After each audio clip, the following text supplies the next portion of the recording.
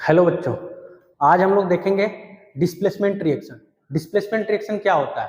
Displacement reaction हम उस reaction को कहते हैं जिसमें एक हाईली रिएक्टिव एलिमेंट एक लेस रिएक्टिव एलिमेंट को डिस्प्लेस कर देता है, मतलब उसको अपने उस रिएक्शन से या उसके उस सोल्यूशन से उसको हटा देता है और खुद उसके साथ सोल्यूशन बना लेता है।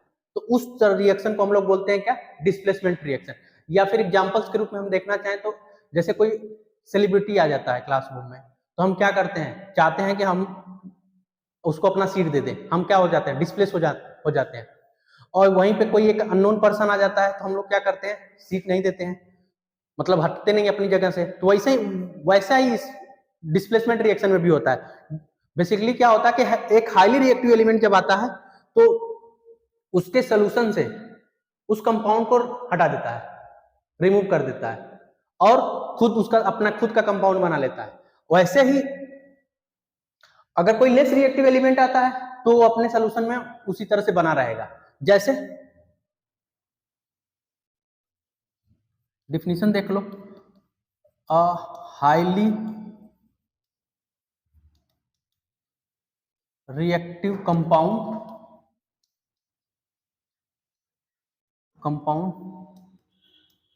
Displace a less reactive compound from its solution is called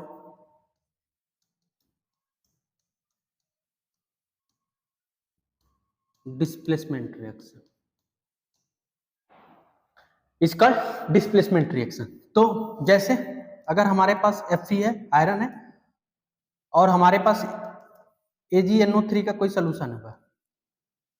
AgNO3 हमारे पास कोई एक सोल्यूशन है सिल्वर का, उसमें हमने क्या कर दिया, आयरन डाल दिया। तो आयरन क्या करेगा, नाइट्रेट के साथ सोल्यूशन बना देगा और Ag को डिस्प्लेस कर देगा। दूसरा आयरन है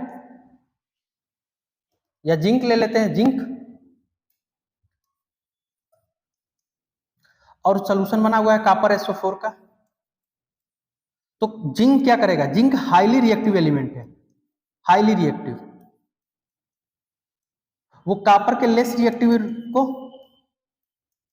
डिस्प्लेस कर देता है, खुद का कंपाउंड बना लेता है, ZnSO4 प्लस कॉपर अलग हो जाता है।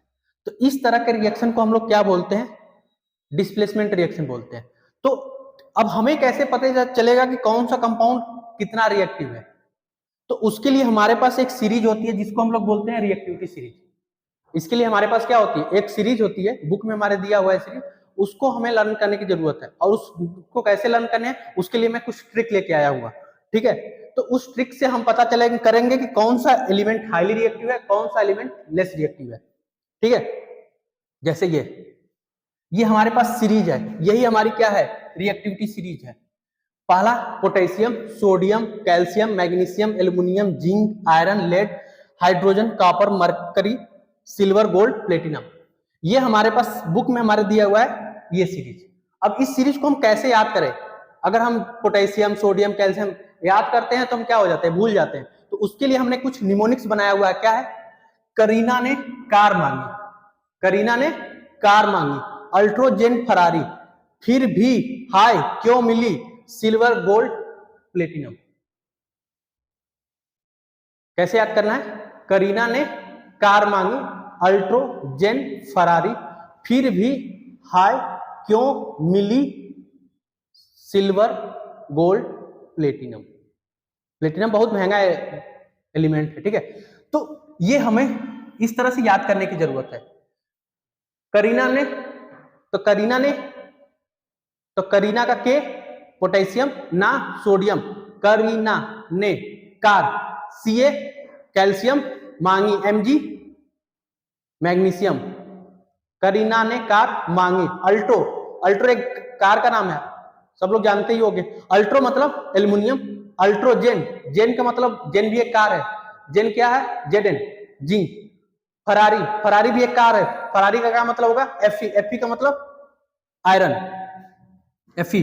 यहाँ पे हम लोग जो निमोनिक्स बनाते हैं वो कुछ सिंबल्स का यूज करके बनाते हैं, कुछ उसके एलिमेंट्स का नाम से यूज करते हैं। जैसे प्लेटिन लेड है तो लेड का पी फिर भी लेड, ठीक है। हाई मतलब हाइड्रोजन, हाई मतलब हाइड्रोजन, क्यों मतलब कापर, मिली मरकरी, सिल्वर गोल्ड प्लेटिना, ठीक है। अब इसके बेसिस पे अब से हमें क्वेश्चन पूछेगा तो हम क्या करेंगे, बता देंगे, जैसे अब हमसे पूछतेगा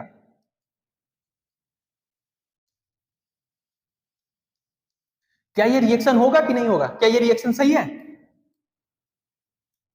FeSO4 प्लस Zn, या फिर नो रिएक्शन। तो इसमें से कौन सा सही होगा, तो हमें टेबल याद होगा, तब हम करेंगे क्या, करीना ने कार मांगी, अल्ट्रोजेन फरारी। तो देखो जिंक क्या हो रहा है, ऊपर आ रहा है, और आयरन क्या हो रहा है, नीचे आ रहा है। तो ऊपर वाले जो एलिमेंट हैं यहाँ पे जो ऊपर वाले एलिमेंट हैं वो हाईली रिएक्टिव है, हाईली रिएक्टिव है, और नीचे वाले जो हैं वो लेस रिएक्टिव है। मतलब ऊपर से नीचे आएंगे तो हमारी रिएक्टिविटी क्या होगी, डिक्रीज होगी, लेस रिएक्टिव। तो यहाँ पे जिंक पहले आ रहा है और आयरन बाद में आ रहा है, तो यहाँ पे हमारा ये रिएक्शन होगा, ना कि ये होगा। इसीलिए हमने बताया था रिएक्टिविटी सीरीज क्यों इंपॉर्टेंट है और उसको कैसे याद करना है। दूसरा इसी तरह से हम ले ले, अगर इसको हटा के हमने क्या रख दिया,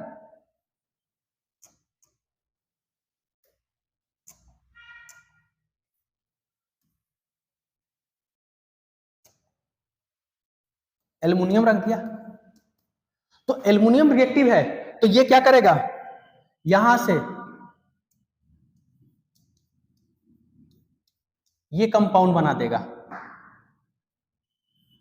क्या करेगा, ये कंपाउंड बनेगा और जिंक को डिस्प्लेस कर देगा उसके सोल्यूशन से। तो इस तरह से हम लोग क्या करेंगे, डिस्प्लेसमेंट रिएक्शन देखेंगे। डिस्प्लेसमेंट रिएक्शन के लिए हमें बहुत ही ज्यादा इंपॉर्टेंट जरूरी है ये reactivity series. Without reactivity series हम नहीं बता पाएंगे कि कौन सा कंपाउंड हाईली रिएक्टिव है, कौन सा कंपाउंड लेस रिएक्टिव है। उसके लिए हमें रिएक्टिविटी सीरीज याद करनी है। रिएक्टिविटी सीरीज कैसे याद करनी है, करीना ने कार मांगी, अल्ट्रोजेन फरारी, फिर भी हाई क्यों मिली, सिल्वर गोल्ड प्लेटिना, याद हो जाएगा, ठीक है। इसके बेसिस पे हम लोग और चीज देखेंगे। इसके बाद का रिएक्शन हम नेक्स्ट वीडियो में अपलोड करेंगे, ठीक है बच्चों, थैंक यू।